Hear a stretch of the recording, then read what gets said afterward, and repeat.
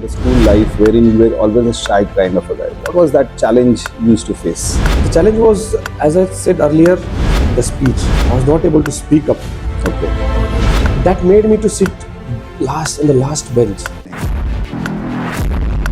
What was that decision and how does that decision came to leave Saudi Arabia and come back to India? For that, I want to thank our Honorable Prime Minister Narendra Modi. That transformation between 2014 to 2020 made me think that yes, there is someone who came to save our country from corruption, from the unemployment, and make our country digitally strong and economically strong. Today our country stands within 5 major economies in the world. Started working towards the society. What are the challenges in today's society you faced while doing your work? Because our India is the youngest country in the world. We are the youth who should come up between two major religions. They tried to divide, did not succeed, and now they are trying to divide people between the castes. Like there is someone from X caste, Z caste, Y caste. You should hate him, he should. That is very dangerous for a country. Namaskara and welcome to yet another episode of podcast From Silence to Significance. I'm your host Ajay Kadli and we bring you a story today. When a person decides to rise, nothing can stop them. Today's guest is someone whose journey began from a Kannada medium school with a shy boy who rarely spoke and rises all the way becoming a global professional and a distinguished Toastmaster and a social leader and a beacon of women entrepreneur. Please join me in welcoming Mr. Nagraj Patil. Thank you so much, Ajay. I'm really delighted to be with you here today. Nagraj sir, to begin with, we would like to know the journey of your school days where you are a shy kind of a guy who never spoke to anyone. Please tell us about that journey. Yeah, actually, I studied in Kannada medium primary school called as Sidrameshwar School. It's near to Ramdev Hotel. Yeah, really, I was really shy and I had a problem of stuttering. I was never able to speak up even for a minute. So whenever a teacher asks a question, I used to hide under the bench, seriously. And all my colleagues, those who were in my class, used to tease me. They bully me. They used to bully me that in those days. But something changed in my life and I moved on with becoming better than the best. Okay, that's nice to hear that. Can you take us the one challenge you always faced in the school life wherein you were always a shy kind of a guy? What was that challenge you used to face? The challenge was, as I said earlier, the speech. I was not able to speak up. Okay. That made me to sit last in the last bench. Mm-hmm. And always hide behind the benches. I hide behind my friends. I never wanted to answer a question. Even though I know the answer. When teacher used to ask the question, I know the answer. But I was not able to speak because that stuttering problem. If I stutter, if I get stuck while speaking, all my friends will start laughing on me. So that made me sit back and feel very bad about myself. Okay. Had you ever imagined that a stuttering kind of a boy or shy a boy will be a social leader, will be a distinguished Toastmaster in one day? Have you ever imagined that? Not in my wildest dreams. I had imagined that I will be addressing the thousands of people from the stage and I'll be a trainer, a motivational speaker. I never imagined that. Even my relatives, my friends, those who watch me on my YouTube channel, I have a YouTube channel called Real Thoughts. On that or on my social media, when they watch me, they are like surprised. They keep asking me, how did this happen? Okay. So from the school journey, you went on to do your ITI. And what is that one thing which made you the journey to Hindalco? Your journey to Hindalco. Actually, between my school and that ITI, there is one more very bad phase of my life, I joined PUC and I took subjects as science. And in that particular 1 year, first year of my PUC, the complete year I spent my time in Gymkhana ground watching cricket and just wandering around with my friend, because just I came out from the school and we were like, college life was, we thought this is the life. When the results came, I failed in all 6 subjects. PUC first year, all 6 subjects, six out of 6. Even practicals I failed. Oh, Then my mother asked someone, our neighbor, then they said, why don't you put your son in ITI? He will find some job at least. Then I went to join ITI. I completed my ITI for, it's actually Industrial Training Institute, and I completed that in machinist. And from there something changed, that I thought that no, I have to study, I have to work hard, I have to be a better person. okay. And believe me, I was the best lathe machine operator, because I used to love working on lathe machines. Oh, I really love that machine, because that I learned something out of that machine that gives shape to a raw metal. When you put a metal in that lathe machine, when you work on that, it gives a beautiful shape. It can become an article, it can become a gear which runs an engine. So that's why I used to love that machine. Yeah, that's what my ITI journey. Journey Then I started. joined Hindalco Industries in 2002, Hmm. and then I started my professional work in the Hindalco Industries Hindalco. as a technician. Yeah. Okay. As per my information, there was one incident in Hindalco wherein which made you to push more higher by joining the diploma. Can you just tell that incident? What was it? I guess you have worked out a lot for this podcast. Yeah, that happened actually. One of my senior colleague, I don't know what happened to him one day. Out of his ego, I guess, he spoke to me very badly, and it hurt me. I got hurt very deeply, and I told him that day that, see, boss, there is nothing difference between me and you. The only difference is that A4 size certificate.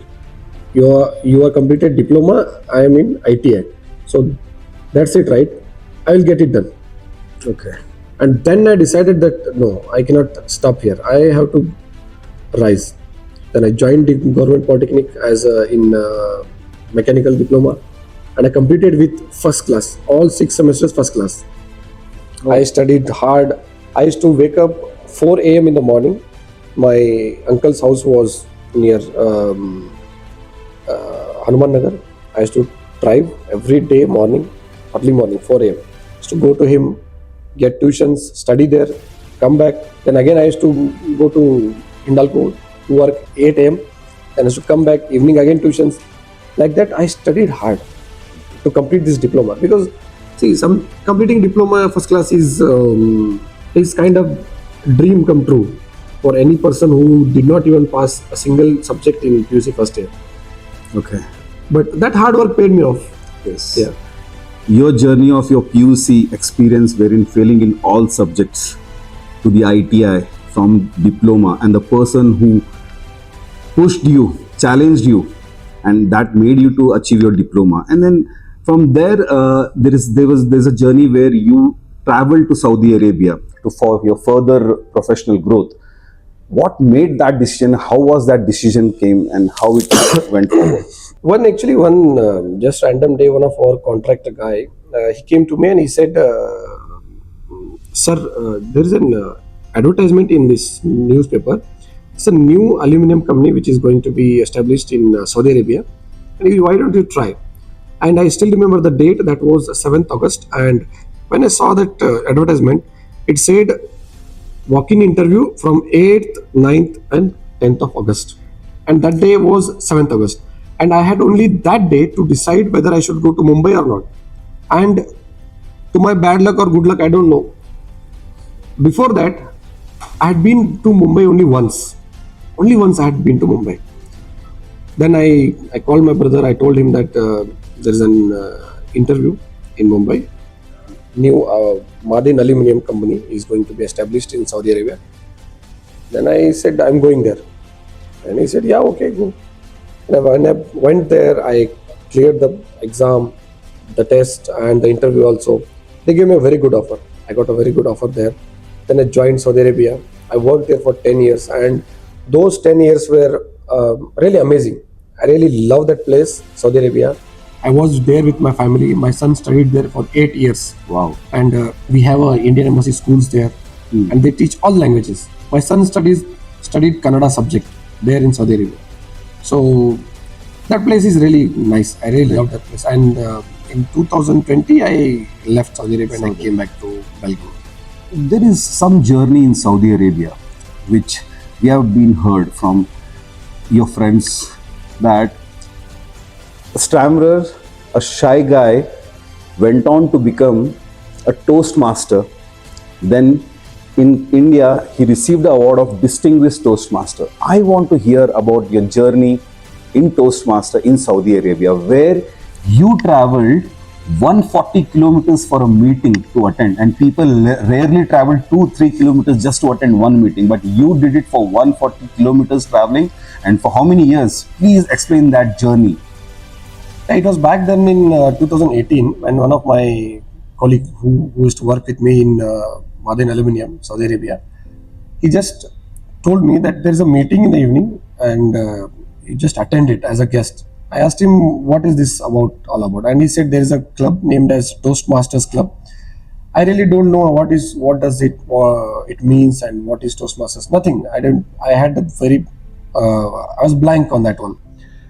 Then when I attended the meeting, I really liked the format, and I wanted to go on the stage and speak to the people, which I never did in my life. Never. Then after joining Toastmasters, that transformed me like anything. Today, what I am because of the Toastmasters. I learned how to speak on the stage. I learned how not to speak on the stage, what to speak, what not to speak. There, my plant and my residence was like 150 kilometers. I used to travel every day. Okay. That was my routine because plant was in the deep desert, and there was no city or residence place nearby to the plant. Then I used to travel. And the meeting used to be held on Monday, 7 a.m. to 9 a.m. And I used to finish my duty at 5:30 or around 6 o'clock. Then I had to come back to house and then again work here. And I was in maintenance department. And there used to be very difficult time in the day, and especially in the summertime. It used to be more than 52 degree temperature with 100%, sometimes 100% humidity. It was suffocating. But still I used to come back and attend meetings every day.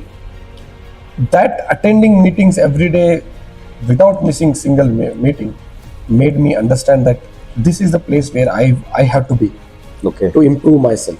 Yes. And within 6 months, see, these badges are all of Toastmasters. From Saudi? Yes. Great. See, this is called the Triple Crown Award. This is being given to the Toastmasters, those who complete 3 levels within 1 year. But I did it within 6 months of joining Toastmasters. All these awards and accolades are the prizes which we get for our efforts, our hard works. And because of that Toastmasters, after coming back to India, I keep getting freelance training calls. Okay. Now I get paid to speak, which I was never imagined. The person who was not even able to speak, now he is getting paid to speak. I just go on the stage, I speak for 3-4 hours, I take money and I come back. That's what we say. Whenever a person decides to do something, nothing can stop them. Nothing can And stop. that's Seriously, the yeah. example we have with you. So the journey is very interesting with your Saudi Arabia working professionally into the Toastmasters, you attending the meeting, you uplifting yourself as a better speaker, better communicator. What was that decision, and how does that decision came to leave Saudi Arabia and come back to India? For that, I want to thank our Honorable Prime Minister Narendra Modi ji, where between 2010, when I left India and I joined Saudi Arabia, then 2014, then 2020, between this transformation, what has happened for the India and for the Indians, I know that much better than any Indians, those who are staying in the India. because I was out of the country for 10 years. That transformation between 2014 to 2020 made me think that yes, there is someone who came to save our country from corruption, from the unemployment, and make our country digitally strong and economically strong. Today, our country stands within 5 major economies in the world, and we are going to become bigger than before. So I got inspired by Narendra Modi ji, and when I came back from Saudi Arabia to India to join BJP. Oh. Yeah, and first thing I did after I came back to India, I joined BJP as a district convener of industrial cell because I come from industrial background, 20 years of industrial background. They told me you take this responsibility and work for the industrial area. Then I started working for that. After 3 years, now I am working as a district secretary. We call it Belgavi Mahanagar Jilla. Okay. Karyadarshi, but that is district secretary, BJP district secretary. I'm working for that for our society, our community. Okay. Yeah. That is so nice to hear that getting inspired by the Prime Minister and seeing the development, seeing what he is doing for the country, you came to India and started working towards the society. What are the challenges in today's society you faced while doing your work in the social reformation or development? What are the challenges? What kind of people they were bullying you? Or what is that experience we want to know? This within short period of time, like 5 years working into BJP and into the social work between the people. See, people are like becoming more egoistic for themselves, and they don't know what actually they are doing. They are pulling someone back, but for what reason? They don't know. Someone who is working for the society, but some people don't like that. Because they feel he might be my competitor or he might go ahead of me. These things are really not good for our country because our India is the youngest country in the world. We are the youth who should come up to hold this baton and run the marathon for our country. Narendra Modi ji cannot be there forever. One day he will age out and he will retire. He will be no more there to lead our country. We are the one who are going to work for this nation. The youth should think for the nation. Never ask what my country had given. Country cannot give you anything. You are the one who are born in this country. You have to give back to the country, give back to the society. And when someone is working for your own party or your own country, don't pull him back. Let's support each other and let's work together for the better nation. That's so nice, so nice. Coming up, like in this journey of your political journey and as a social reformist, as a social worker, today what is the main challenge you feel has to be addressed and has to be worked on? What is the main challenge you feel is to be worked on, sir? The main challenge which I feel and which is very dangerous for our country is religion and caste-based politics, which is being happening in the current scenario in our country. There are some political parties which want our people to be divided into the castes. Before they tried to divide between religions, between 2 major religions, they tried to divide. They did not. It did not succeeded. And now they are trying to divide people between the castes. Like there is someone from X caste, Z caste, Y caste. You should hate him. He should. That is very dangerous for our country. We are going to kill ourselves by doing this. And what these people are doing, the politicians now, it is very dangerous for our country. Caste. Caste. They are dividing people between the castes. Casteism is one of the major problem, and as it's like a drug which is like spreading across the country and which has to be addressed, as you said, and it's a challenge for our country. So what is the upcoming vision you have for yourself in coming years, and how you are going to address these challenges in your locality or in your constituency? How you're planning for that? See, first major transformation which I want to bring is between the woman entrepreneurship or woman empowerment. Recently, I did one event, Nari Shakti. After that, I realized that women are the one who can transform our country. They can change our generation, because see, it's been said like Maneya Madala Padashale, Taiye Madala Guru. House is the first school and mother is the first teacher. From there we have to start. Okay. Because no teacher can change you. Only a mother can change you, and that too when you are a very small baby. So that's why I am just addressing women. I'm helping them to become independent, to work for themselves, how to raise their children. And wherever I get an opportunity to speak to the people, I tell them, first thing I tell them, come out of these caste, language, caste barrier, language, but come out of these things. Yes. They're not going to save you. They're not going to feed you. Yes, we should have respect, and we should be proud of our own language, our own caste. Fine, but don't hate others. Okay. None of the religion or caste have told you to hate others, and we should love each other. Yes. Nagraj sir, today you are a respected industrial safety trainer, a community leader, and a social worker. How do you balance all this in your day life? Because see, when you love to do something, you have to balance, and you will balance. I plan my day according to the things which I have to do, and I give time for my personal growth. Like I train myself every day.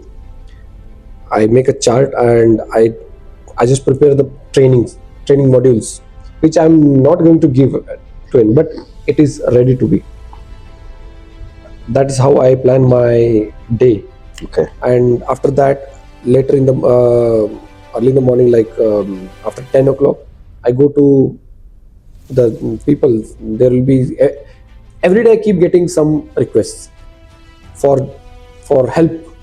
Someone need job, someone need a loan, someone need birth certificate, something like this. I keep getting calls for the help. So I just note down everything previous day, and I take a note of them, where I have to go today. And like today I wanted to do podcast with you, so I plan for that. And after this I am going to help someone, where someone is really waiting in the city now. Okay. Like that, days keep on going. Passion, love towards work will balance everything. Definitely, yeah. Definitely, Yes, it does. yes, It does. So many youngsters like you who are studying in Kannada medium are shy to open up. They feel what they can achieve when there are so many English medium schools and students running there. What is a one message you want to give those students who can lead like you, reform and save and develop a social culture in our country? What is a message to these kids? The youth now, they should come out there. They should come out of their cocoon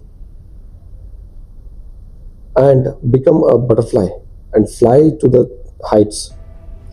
That cocoon is being waved by themselves only. They are putting the barriers in their mind by themselves. That yes, I am from Kannada medium, I cannot speak. Speak up whenever, wherever opportunity you get. Get up and speak. What the worst can happen? People will laugh at you. They will criticize. They will bully you. What else? Nothing more. Nobody is going to kill you to speak wrong, right? So just speak up. Take the challenges. Work on yourself and work on your skills. And don't listen to these social media influencers. I see every day there are some people are like, become a businessman, become an entrepreneur. Everybody cannot become businessmen or entrepreneurs. Even if I am an entrepreneur today, I need people to work under me, right? From where they will come if everyone will become an entrepreneur? These social media influencers are really distracting kids. The kids are losing their own skills, their own inherent skills. They should come out of that. They should work on their own skills, what is better in them, work on them. There is so much they can get from out of this gadget, mobile phone. The internet is almost free now, so make use of that for improving your skills and work on yourself. You don't have to change the entire country. You cannot do that. Change yourself. That is more than enough what you can give to our country. That's You being a live example to our viewers that from a small school medium to a social leader, we have seen your journey and we have heard from you. A last question related to our Toastmasters. What was that one motivation which made you to form as a BTC club? You formed as a founder president of our BTC Oh, okay, club. yeah. And what was that motivating thing? How it happened? And you help so many people to be a communicator. So and you gave a platform to so many members. Please tell about that. First of all, I would like to thank Dr. Ralph Smedley, the one who founded this Toastmasters Club back in 1924, 100 years back. And that benefits which I got from Toastmasters, I wanted to give to my community as well. There was a Toastmasters Club in Belgium, but it was south of Belgium, and it used to be too far from the people those who are staying in northern area of Belgium, and that made me think that people are not able to join here, or those who join, they will leave the club within a few months. So I thought, let's open a Toastmaster club. So opening Toastmaster club is not a joke. It's very difficult. It's very, because getting those 20 founder members, which I really thank you are one of the founder member as well. So I would like to thank you as well. So that's what made me to think that let's give back to the people. So what I got, they should also get benefited out of Toastmaster. Then I thought that let's open a club in Belgavi North as well. Belgavi Toastmaster Centenary Club. Centenary we kept it because that club was founded in the 100th year of Toastmasters. So that's how it came. It came into existence as the Belgavi Toastmaster Centenary Club, BTC Club. Yeah. We are very, very happy. We are very proud. We are lucky to have you. You have been inspiring. You have been reforming people. Today you are helping socially so many people around, and that is it. What else a person needs? A person started from a shy guy, today standing on a stage of 1,000 people and delivering a speech, motivating them. What else a person needs? And you are a live example for this. And thank you so much for your time. And this journey says one simple thing: if you decide to do something, no one can stop you. And here's a live example with us. And thank you, Nagaraj Patil sir, for your time. Thank you so much. Thank you so Yes. much. Pleasure. Yes.